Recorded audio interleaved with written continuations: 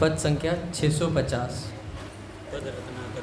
पद रत्नाकर का पाठ, पद संख्या 650। 650।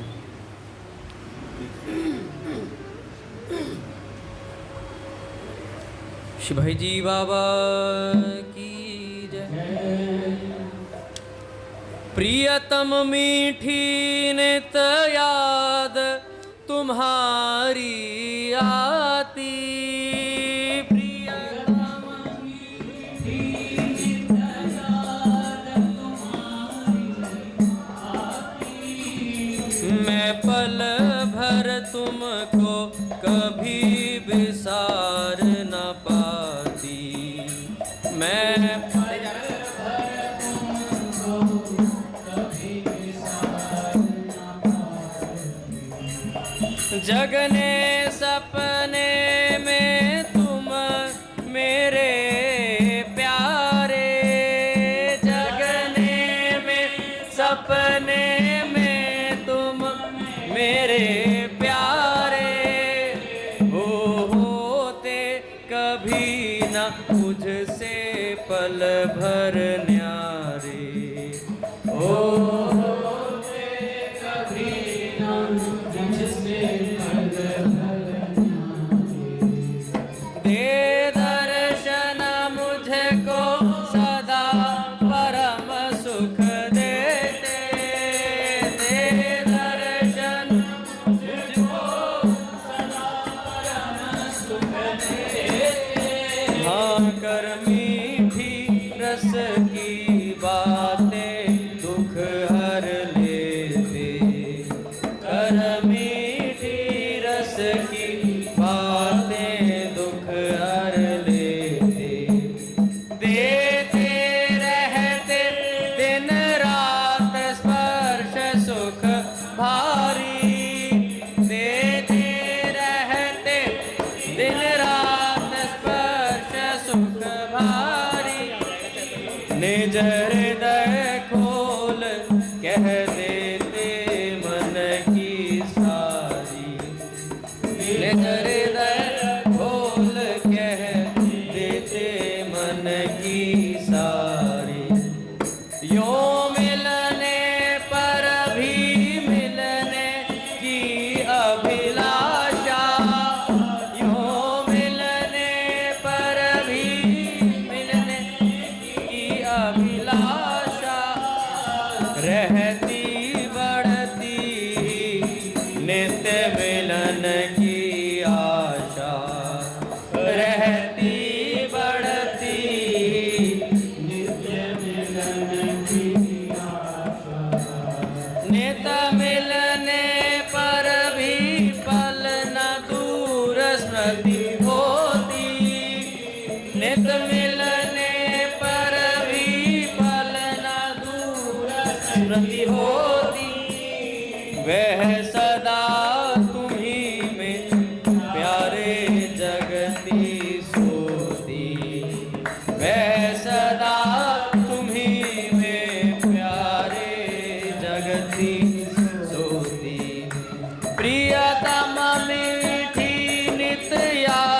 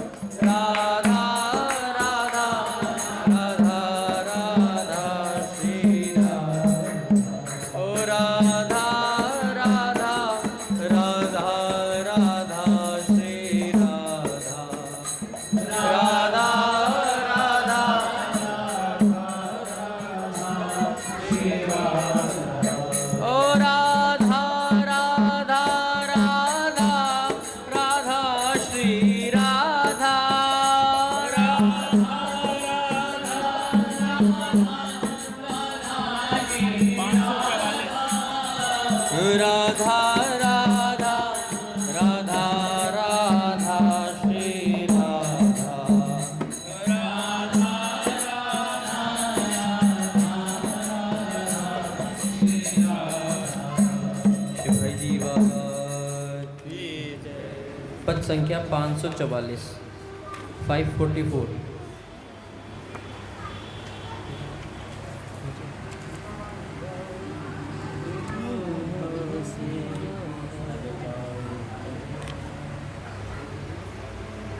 राधा से भी लगता मुझको अधिक मधुर प्रिय राधा नाम। राधा से भी लगता मुझको अधिक मधुर प्रिय राधा। राधा शब्द कान पड़ते ही खिल उठती ये कली तमाम। राधा शब्द कान पड़ते ही खिल उठती ये कली तमाम।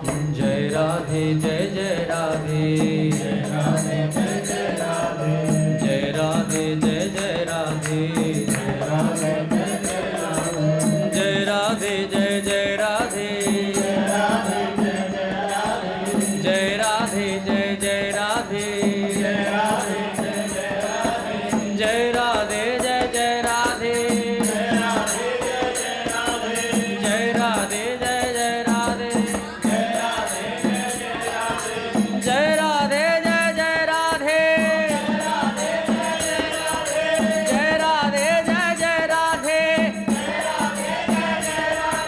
जय राधे जय जय राधे जय राधे जय जय राधे। राधा से भी लगता मुझको अधिक मधुर प्रिय राधा नाम। राधा से भी लगता मुझको अधिक मधुर प्रिय राधा। मूल नित्य निश्चित है मेरा प्रेम प्रपूरित राधा नाम। मूल नित्य निश्चित है मेरा प्रेम प्रपूरित राधा नाम। चाहे जो खरीद ले ऐसा मुझे सुनाकर राधा नाम। चाहे जो खरीद ले ऐसा मुझे सुनाकर राधा नाम। नारायण शिव ब्रह्मा लक्ष्मी दुर्गा वाणी मेरे रूप। नारायण शिव ब्रह्मा लक्ष्मी दुर्गा वाणी मेरे रूप। प्राण समान सभी प्रिय मेरे सबका मुझ में भाव अनूप। प्राण समान सभी प्रिय मेरे सबका जय राधे जय राधे जय राधे जय राधे जय जय राधे जय राधे जय जय राधे जय राधे जय जय राधे हाँ जय राधे जय जय राधे जय राधे जय जय राधे। राधा से भी लगता मुझको अधिक मधुर प्रिय राधा नाम। राधा से भी लगता मुझको अधिक मधुर प्रिय राधा। पर राधा प्राणाधिक मेरी अतिशय प्रिय प्रिय जन सिर मोर। राधा प्राणाधिक मेरी अतिशय प्रिय प्रिय जन सिर मोर। राधा सा कोई न कहीं है मेरा प्राणाधिक प्रिय और। राधा सा कोई न कहीं है मेरा प्राणाधिक प्रिय और।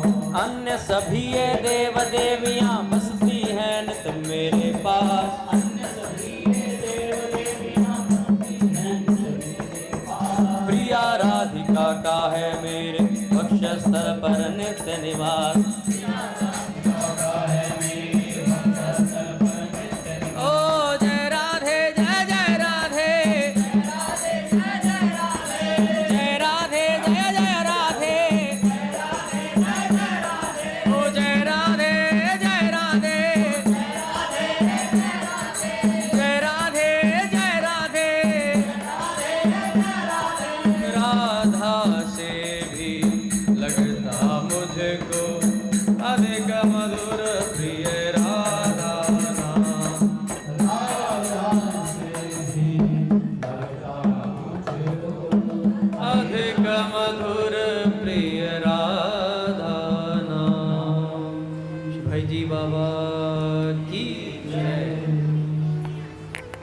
बोले श्री भाई जी महाराज की जय। पूज्य श्री राधा बाबा की जय। पूज्य मैया की जय। अपने प्यारे भैया की जय। पूज्य दादा की जय। भक्तवत्सल भगवान की जय। हरि बोल। एक बार इको बड़े सौभाग्य का क्षण है कि आज भी हमें सत्संग और कीर्तन का परम लाभ प्राप्त हो रहा है। अभी हमने भाई जी के पद में सुना, मूल्य नित्य निश्चित है मेरा, प्रेम प्रपूरित राधा नाम, चाहे जो खरीद ले मुझको, मुझे सुना कर राधा नाम। तो भगवान कह रहे हैं कि कोई मुझे खरीदना चाहता है तो राधा नाम ले।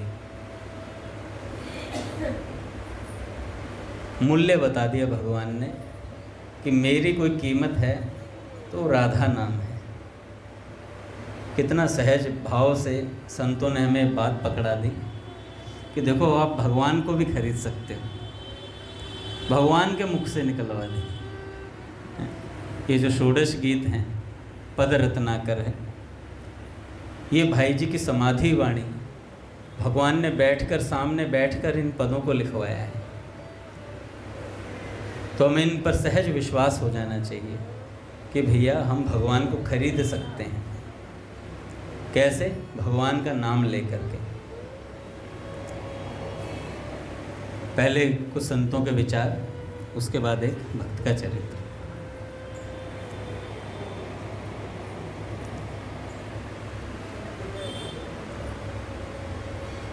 पूज्य श्री उड़िया बाबा जी से एक साधक ने प्रश्न किए कुछ नाम जप और कीर्तन के विषय में। अच्छा, जब ये वार्ताएं हम जब पढ़ते हैं पुस्तकों में, तब हमें समझ में आता है कि देखो महापुरुषों ने कितना जोर दिया है इस बात पर कि अगर कोई इस कलिकाल में भगवान को प्राप्त करना चाहता है तो सहज और सरल उपाय दे दिया है, सीधा सीधा रास्ता कि उनका नाम लो और उन्हें प्राप्त कर लो। बस इतनी सी बात है। कई साधक तो इतने परेशान हो जाते हैं कि उठ के लें या बैठ के लें, कैसे लें, पाप तो नहीं लग जाएगा ऐसे लेंगे। अरे भाई ले लो, परेशान होने की ज़रूरत नहीं है, लो जैसे मर्जी नाम लो, बिल्कुल कोई परेशान होने की बात ही नहीं। अरे प्रभु का नाम ले रहे हैं, पाप लग ही नहीं सकता कि ऐसे कर इधर गर्दन करके भगवान का नाम लेंगे तो पाप लग जाएगा। काका बहुत अजीब अजीब प्रश्न होते हैं साधकों के, लेकिन बस नाम लेना चाहिए, नाम मुख से निकले, ये जीभ पवित्र हो जाए। एक संत तो कह रहे थे कि होठों पर लाली भी लगानी है तो भगवान नाम की लगनी चाहिए। ऐसा एक संत ने विचार प्रकट किए। अपना श्रृंगार करना है तो कानों का श्रृंगार सत्संग से होता है। सत्संग रूपी कुंडल हमेशा कानों में लगे रहने चाहिए, संतों के विचार प्रवेश करते रहने चाहिए। तो उड़िया बाबा जी महाराज से साधक ने प्रश्न किया कि महाराज जी सबसे सुगम उपाय कुछ है क्या इस कलयुग में भगवान के दर्शन का? तो महाराज जी ने कहा नाम जब सबसे श्रेष्ठ और सबसे सुगम उपाय है। अब अगला प्रश्न सबका आता है, नाम जप में रुचि कैसे हो? सबका प्रश्न है। तो महाराज जी ने कहा रुचि होना ही कठिन है, बस एक बार रुचि हो जाने पर तो भजन छूटता ही नहीं है। विषय सेवन का अभ्यास अनेकों जन्मों से हमारे हृदय में पड़ा हुआ है। विषयों को भोगने का अभ्यास है। अच्छा, कन्हैया प्रभु किसी ने सिखाया विषयों को भोगने के लिए? किसी ने ट्रेनिंग दी थी हमें?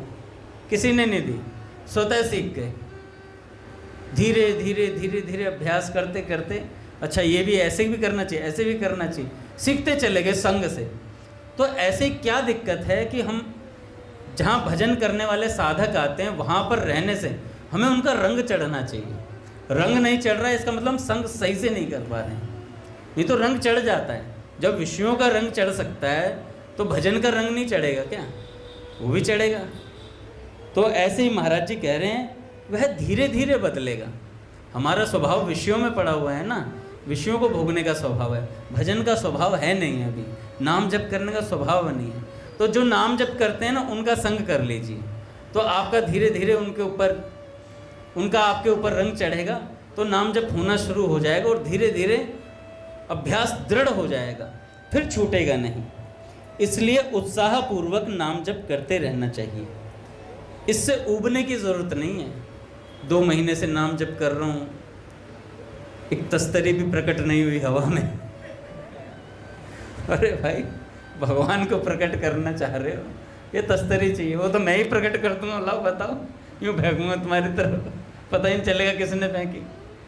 तो ये कोई जादू चमत्कार की वस्तु नहीं है, ये तो भगवान तो प्यार की वस्तु हैं। भगवान से जितना प्यार करेंगे उतना आपके सामने वो प्रकट होते चले जाएंगे।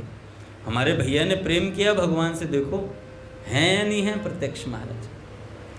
हमें पता चलता है हमारे भैया के साथ हम रहते हैं तो कैसे हमारे पूज्य भैया सारी बात। अच्छा, उस समय भाई जी बाबा के साथ जो लोग रहते थे उन्हें पता था भगवत प्राप्त महापुरुष हैं, उनके साथ भी कुछ ना कुछ अनुभूतियाँ हुई होंगी।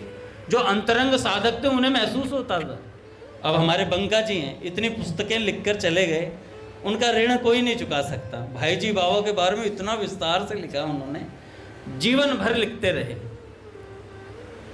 और ऐसी अवस्था में भी लिखते रहे जब उनके स्वास्थ्य बिल्कुल अनुकूल नहीं था। हम जाते थे गीता वाटिका तो देखते थे कि उस पर बेड पर लेटे हुए और उसी पर लेटे लेटे लिखते रहते थे। और कोई भी साधक जाता तो इतना बंडल पुस्तकों का पकड़ा देते थे, हैं, वाटिका के व्यास कह लीजिए। तो इतना बंडल पुस्तकों फ्री ऑफ कॉस्ट, कोई पैसा नहीं लेते थे। मुझे आज भी याद है, हम लोग इतनी सारी परिक्रमालिका लेके आए थे, सबको 4-4 पुस्तकें मिली थी, वो लाइब्रेरी में है आज भी। उसमें भाई जी बाबा के बारे में ही वर्णन है कि भाई जी बाबा के साथ कई लोगों के कैसे कैसे अनुभव हुए। तो ऐसे हम लोगों को पता है हमारे पूज्य भैया के साथ क्या क्या अनुभूतियाँ होती हैं। हम भी कभी लिखेंगे जा कर के कि भैया के साथ हम रहे तो ऐसी घटना घटी, ऐसी घटना घटी। क्योंकि ये हाट हमेशा नहीं लगी रहेगी, हमेशा ये समय रहता, एक सा समय रहता नहीं है, समय बदलता रहता है। वो प्रियतम काव्य में आता काका, कौन सी पंक्ति थी वो, वह उजड़ गया वन जिसमें थी, है? वह उजड़ गया वन था जिसमें बहती रस की धारा प्रियतम। तो भैया ये जो रस की धारा यहाँ पर भी चल रही है, नित्य हम लोग सत्संग सुनते हैं, कीर्तन करते हैं, ये माहौल हमेशा नहीं रहेगा, परिवर्तित होगा। जब समय बदलेगा तब हमें बड़ा दुख होगा कि हमने लाभ नहीं लिया। इसलिए हम उस दुख से बचना चाहते हैं, तो इस समय जितना लाभ ले सकते हैं उतना ले लेना चाहिए। अब साधक ने प्रश्न किया, श्री कृष्ण कीर्तन क्यों करना चाहिए? भैया जो हम यहाँ कीर्तन करते हैं वो क्यों करना चाहिए? तो बाबा कहते हैं, श्री कृष्ण हमारे प्यारे हैं भैया, इसलिए उनका कीर्तन करना चाहिए। प्यारे का नाम लेना हमारी ना छूटने वाली आदत होनी चाहिए। इसलिए प्यारे के नाम का जप, प्यारे के नाम का कीर्तन, उसका गुणानुवाद किए बिना रहा ही नहीं जाता। इसलिए कीर्तन करते हैं, इसलिए नाम जपते हैं। यह भक्तों का मानो स्वभाव ही है। इसके लिए भले ही उनकी कोई निंदा करे, यह एक नियम भी है कि जिस प्रकार बनिए से व्यापार किए बिना रहा नहीं जाता, उसी तरह कामी से स्त्री की चर्चा किए बिना नहीं रहा जाता, व्यापारी से व्यापार किए बिना नहीं रहा जाता। और जो कामी पुरुष होता है ना, वो स्त्री की चर्चा करेगा ही करेगा। और जो किसान खेती करता है वो खेती की चर्चा करेगा भैया। इसी प्रकार भक्तों से श्री कृष्ण कीर्तन किए बिना रहा नहीं जाता है, क्योंकि उनके भीतर ये स्वभाव पड़ जाता है। पट खुलेंगे महाराज। श्री राम जय राम, जय जय राम।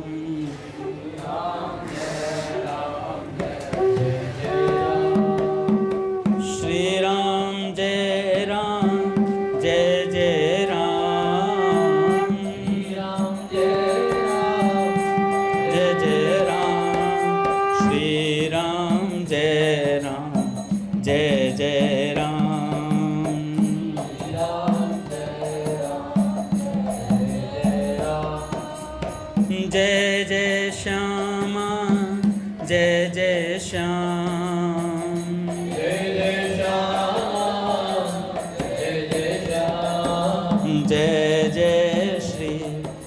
वृंदावन धाम।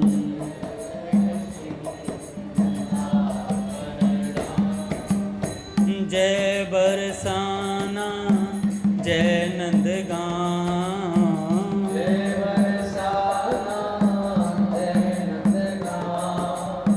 पावन राधे तेरो नाम,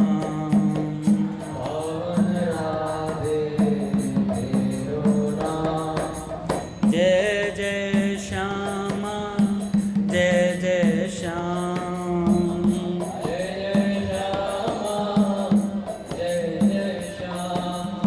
जय जय श्री वृंदावन धाम।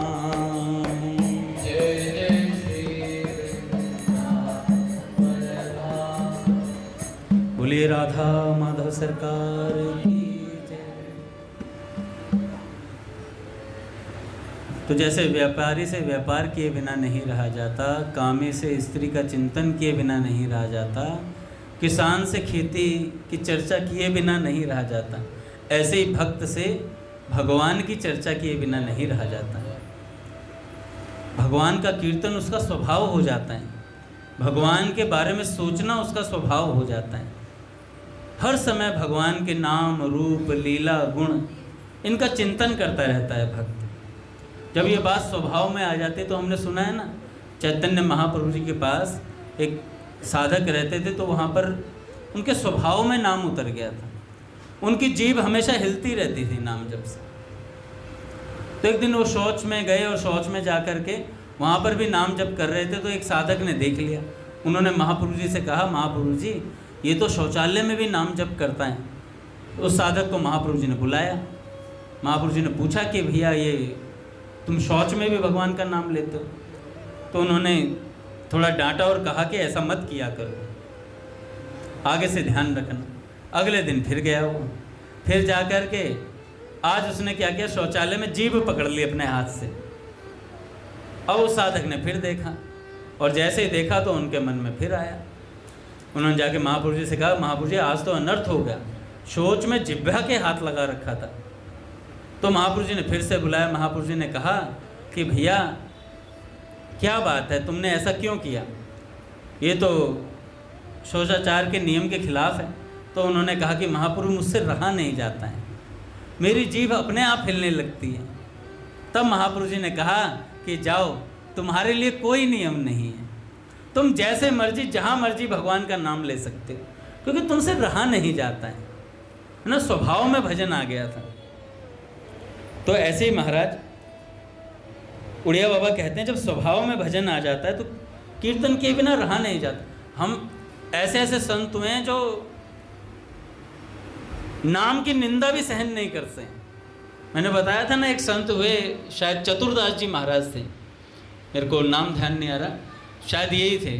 तो गए, तो जिस गांव में रहते थे महाराज, ऐसा उनका प्रभाव था, ऐसे उन्होंने लोगों को नाम में लगा दिया था कि वहाँ के महाराज सारे गांव वाले माला झोली लेकर नाम जप करते थे, सारे के सारे। एक दिन क्या हुआ, एक वेदांती जी आए अपना ज्ञान बघारने के लिए, कथा की बातचीत चली, तो व्यासपीठ पर बैठे हुए थे।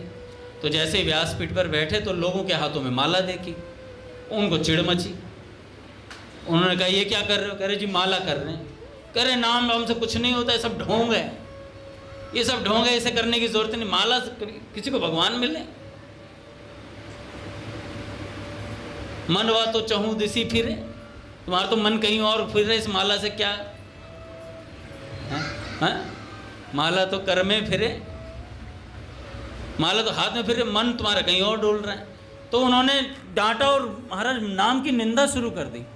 वहीं पर चतुरदास जी महाराज वहाँ बैठे हुए थे सामने, उनसे थोड़ी देर तो उन्होंने सोचा कुछ और अच्छा बताएंगे, तो कुछ नाम की निंदा शुरू कर दी। नाम की निंदा उनसे सहन नहीं, महाराज व्यासपीठ पर चढ़ गए और गिरेबान पकड़ के उठा करके नीचे पटक के मारा, व्यास जी को नीचे पटक के मारा और कहा कि छाती पे मुक्के मुक्के, भगवान के नाम की निंदा, भगवान के नाम की निंदा।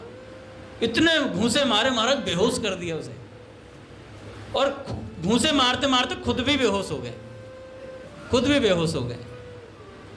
तो लोगों ने फिर उन्हें थोड़ा होश में लेकर के आए, और जब उन्होंने कहा कि महाराज जी ये क्या क्या करे, अरे मैं जीवित बच गया, कह रहे आप तो बच गए, वो नहीं बचने वाला, इतने मुँह से मार दिया आपने उसमें। तो उन्होंने कहा नाम की निंदा सुन ली, तो नाम की निंदा भी सहन नहीं करते, इतना नाम से प्रेम हो जाता है। अब साधक ने प्रश्न किया, जो हम सबका, जो नए साधक आते हैं सब ये सोचते हैं कि भैया नाम जब करेंगे तो लोग कहेंगे भगत जी हो गए हैं, लोग कहेंगे भगत जी हो गए। महाराज जी, जो लोग लज्जा और संकोच छोड़कर कीर्तन करते हैं उन्हें आदमी ढोंगी बताते हैं, ढोंगी बताते हैं।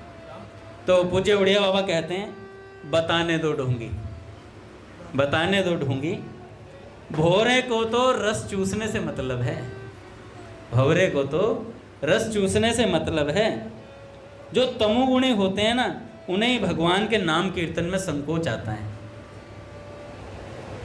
अब एक साधक ने प्रश्न किया, क्या महाराज जी कीर्तन और ध्यान अलग अलग है?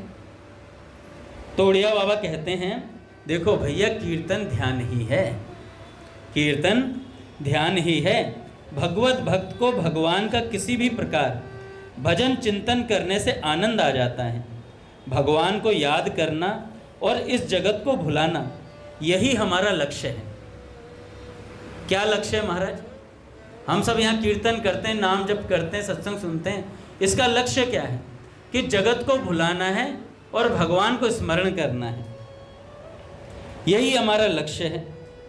कीर्तन करो, कीर्तन से थक गए हो तो नाम जप करो, कीर्तन करो, कीर्तन से थक जाओ तो नाम जप करो, जप से थक जाओ तो स्वाध्याय करो, और स्वाध्याय से भी थक जाओ तो ध्यान करो, और ध्यान से भी थक जाओ तो भगवान की चर्चा करो। हैं? ये पैसे कब कमाए? अच्छा, इंस्टाग्राम से थक जाएंगे? हाँ हाँ भैया, आजकल तो इंस्टाग्राम से ही आदमी को फुर्सत नहीं मिलती, करता रहता अंगूठा अंगूठा। इतनी रील है, तुम्हारी ज़िंदगी की रील ख़त्म हो सकती है पर रील्स ख़त्म नहीं होंगी, गारंटी है काका। कभी वो ये नहीं दिखाता कि दिस इज़ द एंड तो कभी एंड नहीं है उस चीज़ का, वो चलती जाएगी चलती जाएगी चलती जाएगी, घंटों बर्बाद कर देंगे पर वो ख़त्म नहीं होती है। होता भी ऐसा ही है, हमें पता ही नहीं चलता। पूज्य भैया भी बताते हैं कि कितना ही उसको चला लो समय खराब हो जाता है। एक साधक ने कहा था मनोरंजन करने के लिए, अच्छा सत्संग कीर्तन से बोर हो जाओ तो मनोरंजन के लिए इंस्टाग्राम चलता है, सबके साथ होता है, मैं भी उससे अछूता नहीं हूँ यार। बहुत देर होगी स्वाध्याय करते हुए, इंस्टा चलाते हैं, दो चार इधर उधर के हंसी ठिठोली देखेंगे, फिर मूड फ्रेश हो जाएगा। पूज्य मलुकपीठ सरकार कह रहे थे एक बार, महाराज जी से किसी ने कहा, जैसे हम लोग यूज़ करते हैं, तो महाराज जी से किसी ने कहा, वो कहाँ पे काका, हरिद्वार के पास शुकताल की कथा की बात है। तो वहाँ पर किसी सज्जन ने उनसे कहा, महाराज जी आप इतनी पुस्तकों का ढेर लेकर के साथ चलते हो, इतना ढेर लगा के चलते हो साथ में, तो ऐसा करो ना, आप लैपटॉप ले लो, लैपटॉप में आप सारे ग्रंथ मौजूद हैं, सारे ग्रंथ मौजूद हैं। तो महाराज जी को, और महाराज जी से कहा, पहले एक लाइन और बोल दी, महाराज जी आप तो बुद्धिमान हैं, बुद्धिमान हैं, बुद्धि का प्रयोग करेंगे, आपके पास आपके जैसी बुद्धि किसके पास है, आप तो आराम से प्रयोग कर सकते हैं। तो महाराज जी ने कहा दिखाओ, दिखाया लैपटॉप, खोला तो उसमें महाराज नेट ऑन करके उन्होंने दिखाया, ये देखो ये रामायण आ गई, ये भगवत गीता आ गई, ये फलाना शास्त्र, ये ढिमका शास्त्र, और ऐसे ही दिखा रहे तो एकदम से बीच में एक ऐड आ गया, ऐड आ गया तो उसमें एक नंगी स्त्री की फोटो आ गई बीच में, और जैसे ही वो फोटो आई तो महाराज जी ने कहा कि भैया इसे बंद करो, हमारी पोथी ही अच्छी है, हम इतने विवेकशील नहीं हैं कि ये लैपटॉप चलाकर हम अपने धर्म का पालन कर पाएंगे, हम में इतना विवेक नहीं है। जिसमें इतना विवेक हो वो चलाए लैपटॉप, वो चलाए इंस्टा, वो चलाए फेसबुक, वो देखे पूरा दिन, वो वहाँ पर पढ़ ले। हम में तो मेरे को शर्म आ गई कि जब मैं सत्संग सुन रहा था तो मुझे बड़ी संकोच हुआ। मैंने कहा जब महाराज जी कह रहे हैं कि मुझ में इतना विवेक नहीं है और हम अपने आप को इतना विवेकवान समझे बैठे हैं कि हम लोग उससे अछूते रह जाएंगे, नहीं रह पाता है। पूज्य भैया ने एक बार कहा था कि भैया एक चलचित्र अगर देख लेते हैं इस तरीके का तो 6 महीने की साधना का नाश हो जाता है, 6 महीने की साधना खत्म हो जाती है। पूज्य भैया ने बताया था। हम तो देखो जियो सिनेमा पे ऐड आ रही है, टीवी पे देख लो, टीवी पे ऐड आ रही है, माइनस में जा रहा भजन माइनस में भजन जा रहा है। तो यथासंभव जितना हो सके उतना बचने का प्रयास करना चाहिए, उतना बचने का प्रयास करना चाहिए। क्योंकि संतों ने, किसी संत ने कहा है कलयुग में, सब ने कहा भगवान के नाम से कल्याण होगा। कोई ऐसा संत है जिसने कहा हो भगवान तुम्हें मोबाइल से मिलेंगे? कोई एक ऐसे संत का नाम बता दो, कोई एक ऐसे संत की नहीं है। तो भैया बच के रहना है। मोहे कपट छल छिद्र न भावा।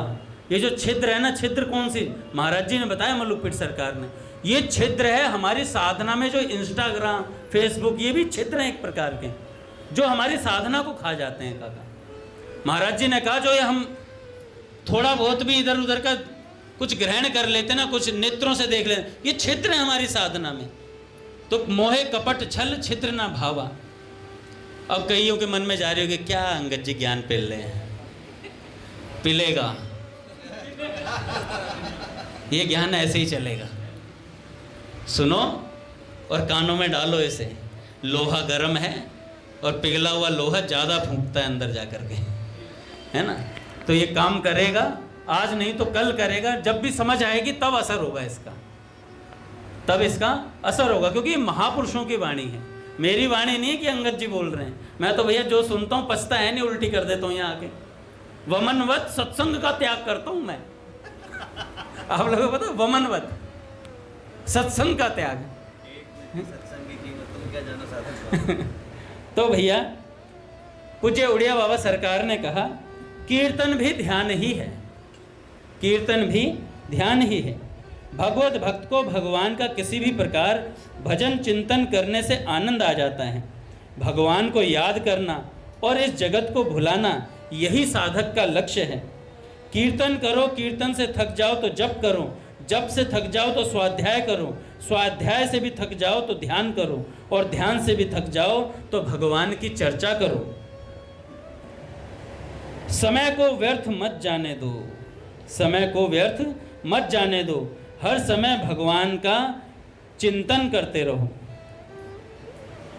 अब एक साधक ने प्रश्न किया, मजा आएगा बहुत सुन के, आपको नहीं मुझे, सुनते जाइए। कीर्तन में ये झाल मजीरे और ये मृदंग पीटने से क्या कुछ पुण्य होता है? तो महाराज जी उड़िया बाबा कहते हैं यदि पुण्य नहीं होता तो पाप तो है ही नहीं, पाप भी नहीं है। जब तुम सुल्फा, बीड़ी, तंबाकू आदि का सेवन करने और ताश खेलने को बुरा नहीं मानते तो झाल पीटने को बुरा क्यों मानते हो? कुछ न करने से तो अच्छा ही है कि कीर्तन में झाल ही पीट लें। तो भाव कुभाव अनख आलस हूँ, नाम जपत मंगल दिसी दस हूँ। अगला प्रश्न, श्री कृष्ण कीर्तन से क्या लाभ है? श्री कृष्ण कीर्तन से साधक को भगवान श्री कृष्ण के दर्शन होते हैं, भगवान श्री कृष्ण के दर्शन होते हैं। और उन सिद्धों को जिन्हें भगवान श्री कृष्ण के दर्शन हो गए हैं, अच्छा साधक को तो क्या होता है, भगवान के दर्शन होते हैं कृष्ण कीर्तन। और सिद्धों को क्या होता है अगर वो कीर्तन करेंगे तो? भैया उन्हें अपने प्यारे का नाम लेने में परम आनंद आता है, उन्हें अपने प्यारे का नाम लेने में आनंद आता है। तो क्या भगवान नाम में आसक्ति होना भगवत दर्शन से भी बढ़कर है? साधक ने प्रश्न किया। भगवान के नाम में आसक्ति होना भगवान के दर्शन से बढ़कर है? तो उड़िया बाबा कहते हैं हाँ, अवश्य उससे बढ़कर है। भगवान नाम में आसक्ति हो जाने के बाद दर्शन हो चाहे ना हो, साधक को परवाह नहीं रहती। उसको दर्शन देने के लिए तो भगवान तैयार ही रहते हैं, भगवान तैयार ही रहते हैं जिसको नाम में आसक्ति होती है। पूज्य प्राची दीदी को हुई थी आसक्ति, चलते फिरते पेपर देने जा रही हैं, नाम जपते हुए जा रही हैं, हर समय नाम जप। भगवान दर्शन देने के लिए तैयार। अरे बलिनो लेके आ गए महाराज, बलिनो लेके आ गए। चाहते तो हम भी हैं, हमारे लिए 4 छल्ला वो जो गाड़ी होती है ऑडी, वो लेके आ जाएं, पर लक्षण जैसे हैं उससे तो साइकिल पे भी नहीं आएंगे।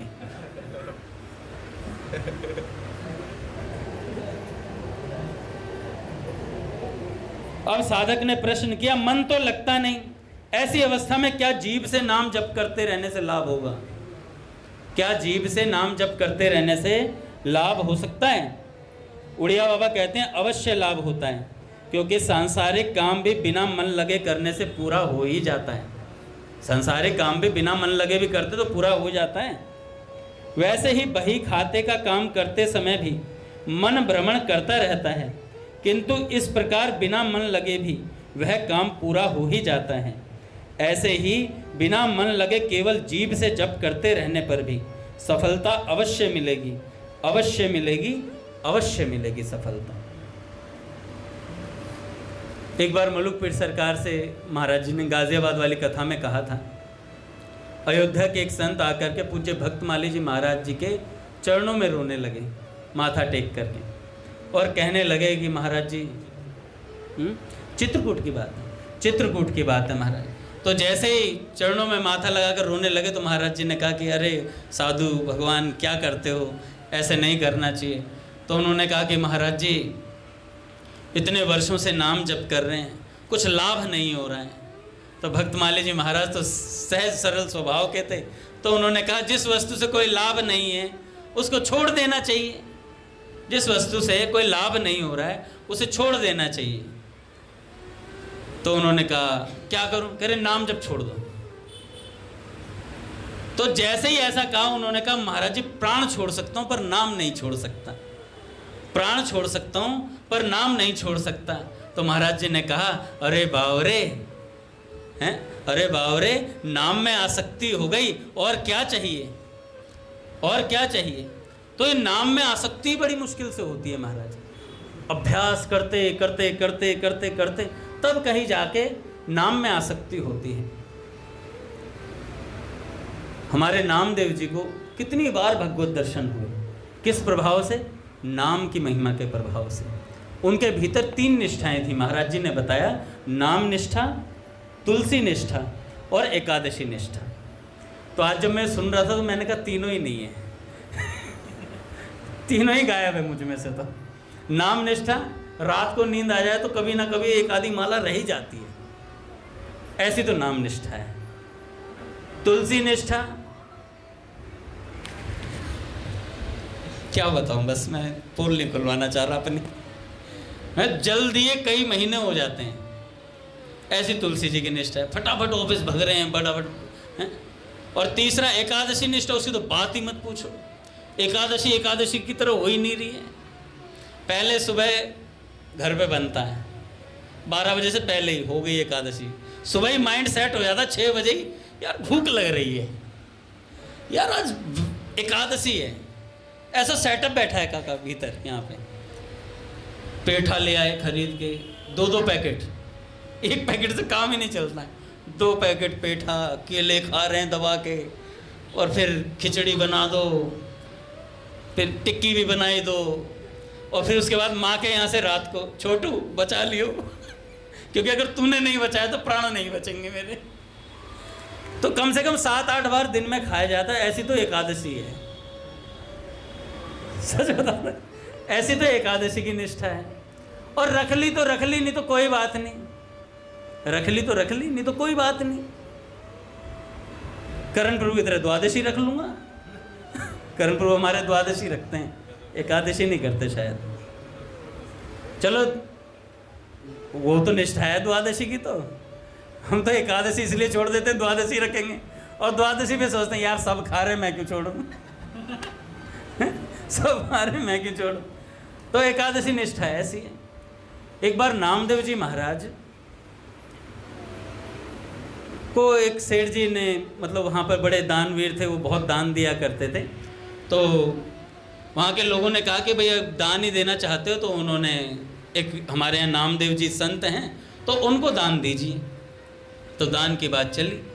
जब दान की बात चली तो उन्होंने जाकर नामदेव जी से कहा कि महाराज कुछ ले लीजिए धन वगैरह।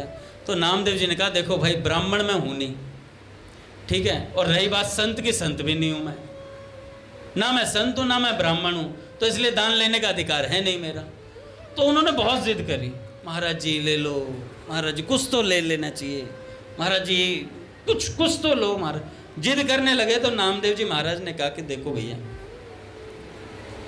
हमारी कुछ इच्छा तो है नहीं, फिर भी तुम देना चाहते हो। तो उन्होंने एक तुलसी दल पर रा लिखा, सिर्फ माँ भी नहीं लिखा पूरा, सिर्फ रा लिखा। मलुकपीर सरकार कह रहे थे सिर्फ रा लिखा और कहा कि इसके बराबर हमें आप जो देना चाहते हो। तो उन्होंने कहा ठीक है दे दे। तो जो सेठ थे उन्होंने कहा यार ये तुलसी दल है, इसके बराबर क्या चढ़ेगा। तो उन्होंने छोटी तराजू मंगाई, छोटी तराजू मंगा करके और उस पर अपनी तरफ से एक्स्ट्रा मतलब 1.5-2 तोला उन्होंने रखा कि कुछ एक्स्ट्रा ही दे देते हैं यार। तो जैसे ही रखा तो उन्होंने सोचा था तुलसी दल हवा में पहुंचेगा, उधर वाला उठेगा। महाराज वो जमीन नहीं छोड़ रहा है, और जमीन नहीं छोड़ रहा तो उन्होंने कहा यार ऐसा कितना वजन आ गया। उन्होंने फिर और धन लाए, और सोना, घर पे चांदी जो भी था लाते गए, बड़ा तराजू आ गया भाई, सारा धन ले आए, सब कुछ रख दिया। उसके बाद अपने रिश्तेदारों को बुलाया, अपनी वाइफ से बोला तुम भी अपने घर से गहने वहने मंगा लो। भाई सारे रिश्तेदार से इकट्ठा करा, जल्दी जल्दी लाओ फटाफट, बेइज्जती हो जाएगी। भाई वो तराजू का पलड़ा उठ नहीं रहा, वो चिपका पड़ा है जिस पे तुलसी दल रखा हुआ है, उठ ही नहीं रहा है बिल्कुल भी। परेशान हो गए राजा। राजा कहने लगे महाराज ये सब ले लो आप। तो अब जो नामदेव जी थे, नामदेव जी ने कहा देखो भाई बात हुई थी इसके बराबर तोल पे, ना कम ना ज़्यादा, ना कम ना ज़्यादा। 19-20 का भी अंतर होता तो मैं ले लेता, यहाँ तो 19-20 है ही नहीं, 0, कोई बराबर ही नहीं हो रहे, एक बार भी कांटा इधर उधर नहीं गया। तो उन्होंने कहा कि महाराज क्या करें फिर। तो उन्होंने कहा कि भैया बात ऐसी है, इसकी बराबरी कोई नहीं कर सकता, इसकी बराबरी कोई नहीं कर सकता। ऐसी भगवान नाम निष्ठा थी उनकी, रा, केवल रा लिखा था, ऐसा वजन है भगवान के नाम में। भैया एक बार भगवान का नाम लेते हैं तो भगवान शंकर 3 बार प्रणाम करते हैं ऊपर से। एक बार भगवान का नाम लेते हैं, भगवान शंकर 3 बार प्रणाम करते हैं। करवाओ प्रणाम भगवान शंकर से। राम राम राम राम राम राम राम। अब खुलेगी पर्ची।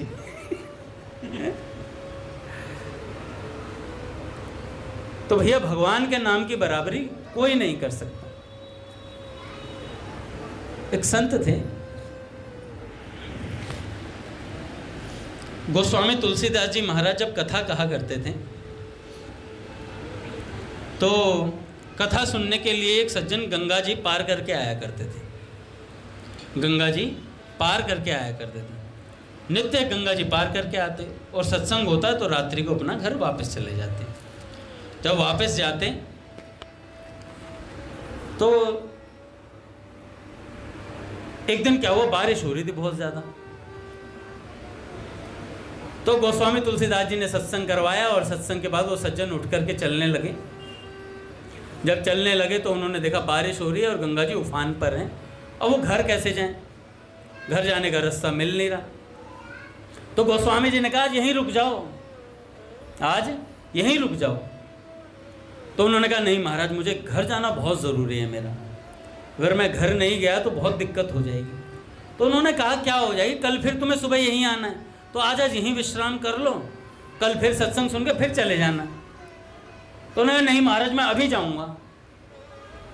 तो गोस्वामी जी ने कहा यार ऐसी क्या इमरजेंसी होगी तुम्हें अभी जाना है। तो उन्होंने कहा नहीं नहीं महाराज मुझे अभी जाना पड़ेगा, ये मैं नहीं मान सकता। तो उन्होंने कहा कि भाई देखो बात ऐसी है, अब ऐसा तुम जिद मत करो। तो उन्होंने कहा नहीं महाराज मुझे जाना तो पड़ेगा, किसी तरीके से मुझे भेजिए। तब गोस्वामी जी ने कहा कि भाई बात बता तू पहले, क्या बात है।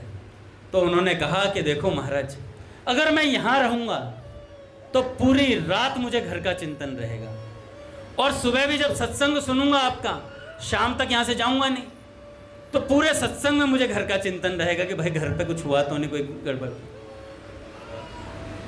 पूरे दिन मेरे को चिंतन रहेगा।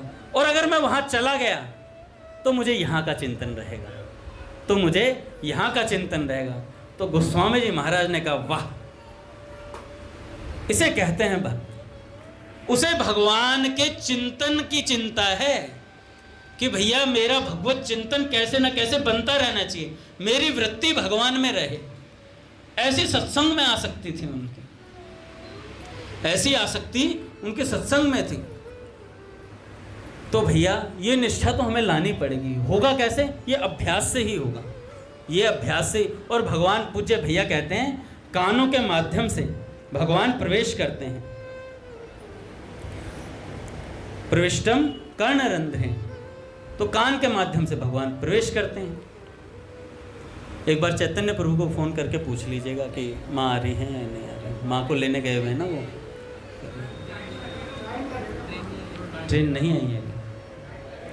ठीक है, मैं फिर जल्दी कंप्लीट करने का प्रयास करूँ। सभी ने बोला बहुत टाइम लगेगा। चैतन्य प्रभु सबने फ़ोन कर लिया।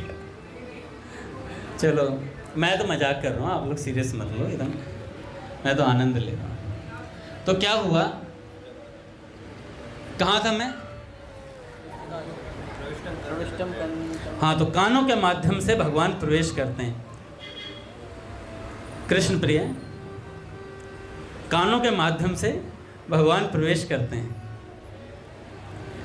एक बार दो मित्र थे, दोनों मित्र बहुत घनिष्ठ थे। जैसे अपने कृष्ण प्रिय और इनके साथ एक और बैठते हैं ना, अर्जुन, ब्रिज बिहारी। नहीं, ब्रिज बिहारी तो कभी कभी मंदिर आता बेचारा, उसको क्यों बनना। अर्जुन प्रभु, ऐसे दो मित्र थे महाराज, घनिष्ठ मित्रता थी। एक दिन एक मित्र अपने घर पर था और वो बेहोश हो गया, प्रसाद पा रहा था और बेहोश हो गया। तो शायद उसके खाने में किसी ने कुछ मिला दिया था, शायद स्विगी वगैरह जोमेटो से मंगाया होगा। तो वो बेहोश हो गया। श्री जी कैटर्स होता तो अलग बात होती,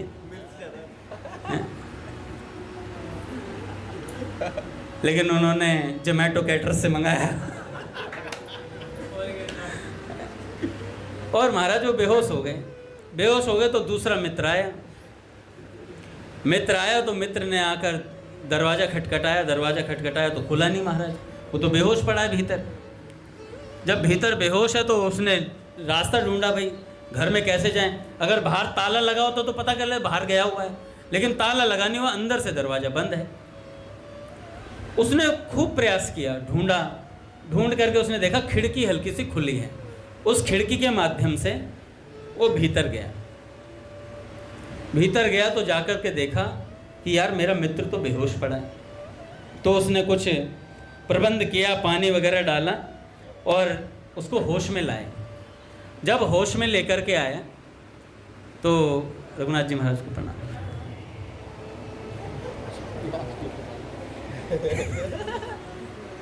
रामकृष्ण प्रभु कह रहे हैं रघुनाथ जी महाराज व्यासपीठ के साथ।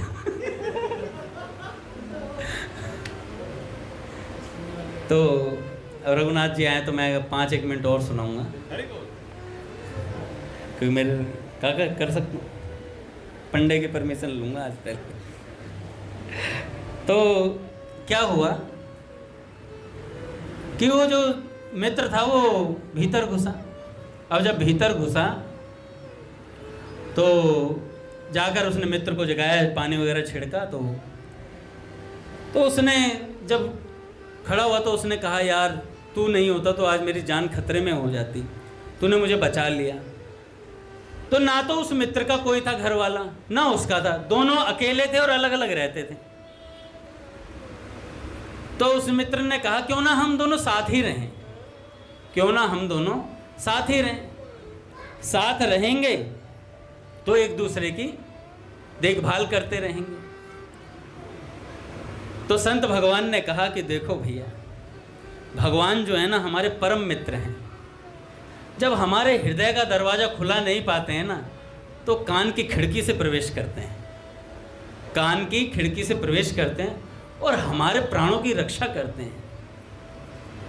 अब कहेंगे हम मर तो रहे नहीं, हमारे प्राणों की रक्षा कहाँ होगी, हम मर थोड़े रहे हैं, हम मरे थोड़ी हैं। अरे भगवत चिंतन से च्युत होना ये मृत्यु ही है, ये मृत्यु ही है। तो उससे कौन बचाता है? निरंतर जब भगवान का नाम भीतर चलता है और भगवान का चिंतन चलता है, तब हमारे प्राणों में प्राण रहते हैं महाराज। तब ये हमारा जो हम भोगों की तरफ जाते हैं ना, हमें बार बार भगवान चेताते हैं और अपनी तरफ मोड़ते हैं। एक संत हुए, महाराज जी बता रहे थे कि साधु पुरुषों का जीवन है राम नाम, प्राण है राम नाम। सियाजू राम बाबा के विषय में उन्होंने बताया कि भैया सियाजू राम बाबा से एक बार हमने पूछा, महाराज जी कहते हैं मलकपुर कि महाराज जी आप ये सियाजू राम करते रहते हैं। अच्छा, वो पहले आगे बैठकर करते थे।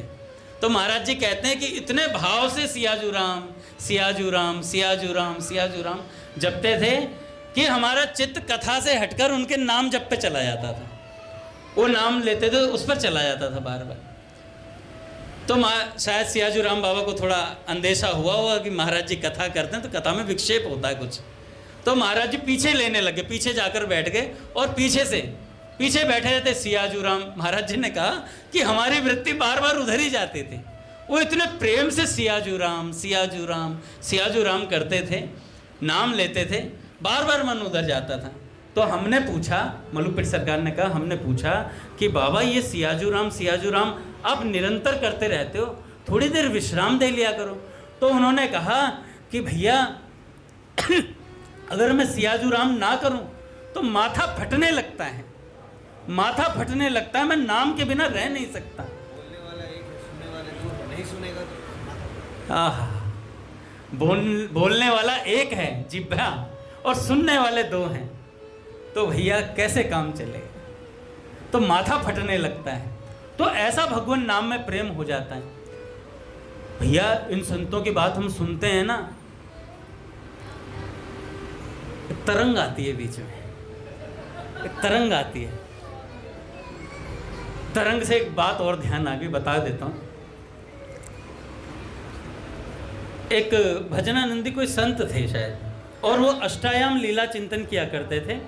और अष्टायाम कैसे करते थे? उनके पास ना पूरी साधन सामग्री तो थी नहीं, मानसिक अष्टायाम किया करते थे। और जब मानसिक अष्टायाम किया करते थे तो धन धान्य उन पे था नहीं, और सिद्धि को प्राप्त थे। जो उनके पास होता था वो लगा देते भोग, और बाकी मानसिक करते थे सारी सेवा।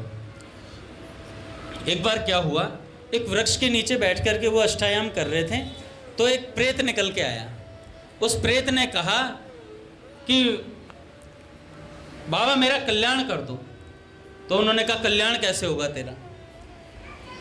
और आपको उसके बदले में मैं आपको यहाँ एक धन गड़ा हुआ है, वो जगह बता दूंगा, उस जगह आप धन निकाल लेना। तो उन्होंने कहा क्या करना होगा मुझे?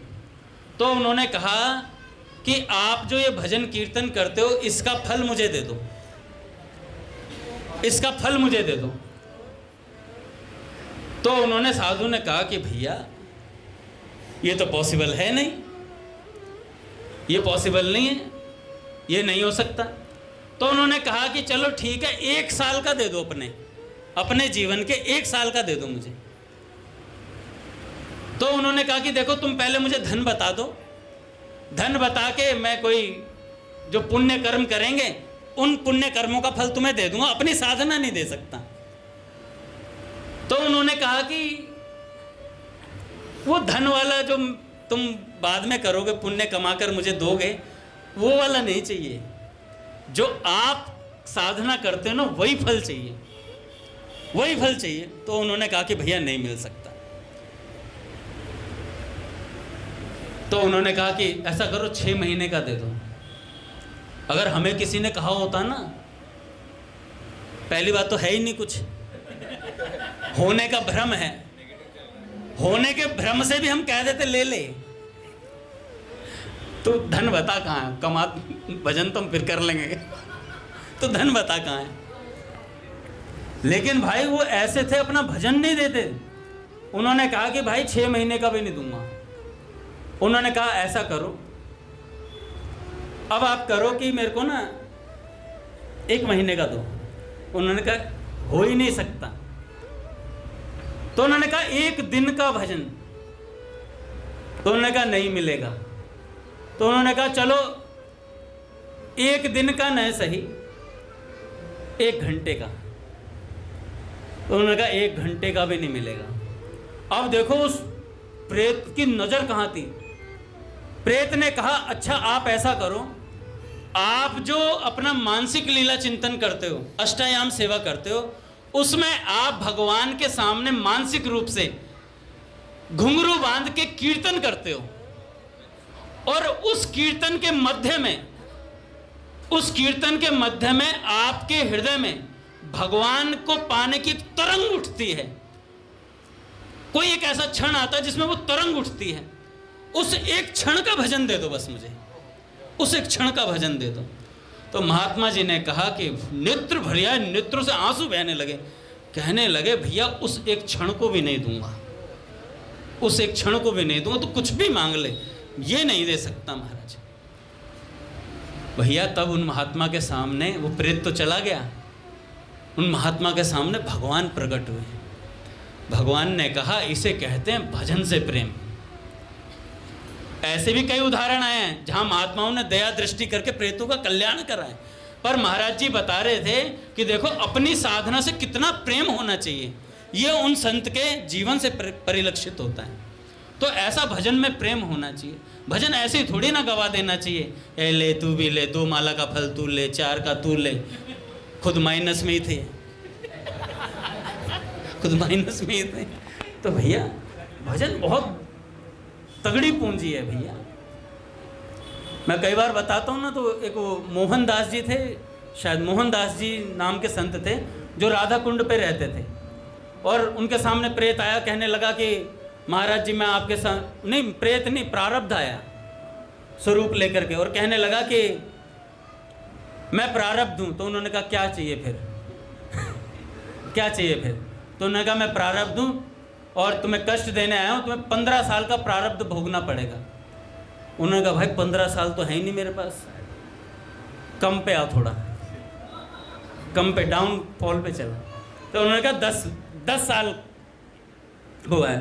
कह रहे भाई अच्छा वो क्या करते, 12 घंटे भजन करते थे, उसके बाद 6 बजे उठ के सोहनी सेवा करते थे।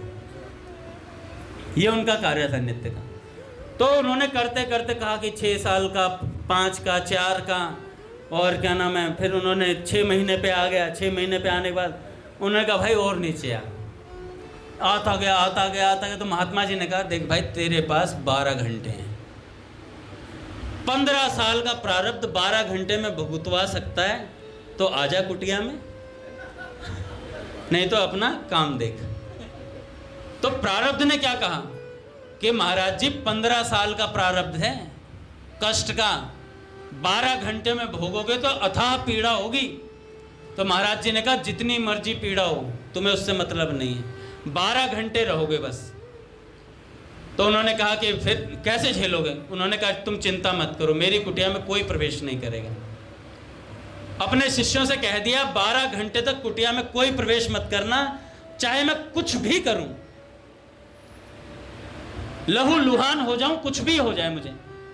तब ऐसी बात बोली तो उन्होंने गए कुटिया में, और महाराज 12 घंटे में उस प्रारब्ध को भोगने के लिए तैयार हुए। इतनी भयंकर पीड़ा थी महाराज, दीवारों से मुख रगड़ दिया महाराज, खूनम खून, पूरा शरीर महाराज रगड़ मारा। 12 घंटे जैसे ही हुए ना, प्रारब्ध को यूं निकाल के फेंका जैसे कपड़े फेंकते हैं, चल निकल, हो गया तेरा काम पूरा। झाड़ू उठाई, सोहनी सेवा देनी शुरू कर दी। ऐसा भजन का तप है महाराज। हमें भी इस तप को लेना चाहिए। कैसे लेना चाहिए? निरंतर नाम जप। अगर हम नाम की संभाल भी रखेंगे ना तो भी उसे नाम जप ही माना जाएगा। नाम की संभाल कैसे? पूरा दिन नाम जप नहीं हुआ, चिंता रहनी चाहिए कि नाम जप क्यों नहीं हो रहा है। इसे कहते हैं नाम की संभाल रखना। बोले भक्तवत्सल भगवान की जय। आरती करते हैं।